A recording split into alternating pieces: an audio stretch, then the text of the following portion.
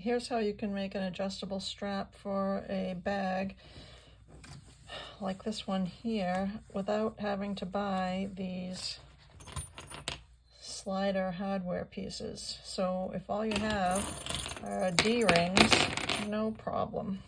Let's get rid of this guy here, and I'll show you how to do that. It's basically just an adjustable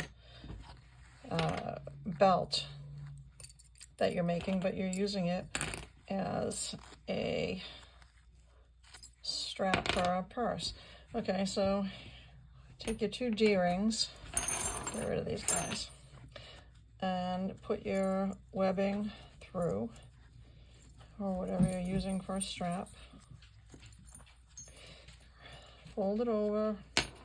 I'm going to clip it because I don't want to waste time sewing it for the demonstration. Okay, so then your D-rings are together. You're going to stitch them right there, nice and tightly against the D-rings, and do your box stitch. Finish the end of the strap, make it pretty.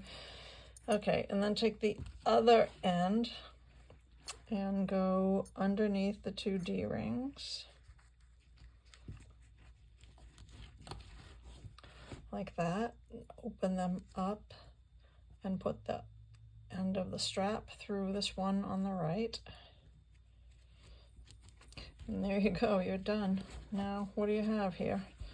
I'm going to hold it with my thumb because it's not stitched, but when you pull on this end, you see it's going to stay in place.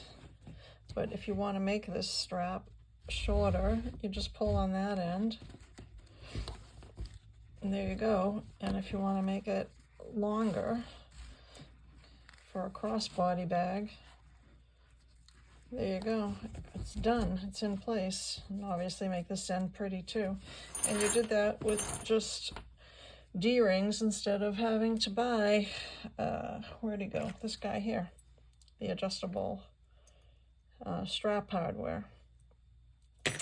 And no, I didn't come up with this myself. I've stood on the shoulders of giants, thanks to YouTube. There you go.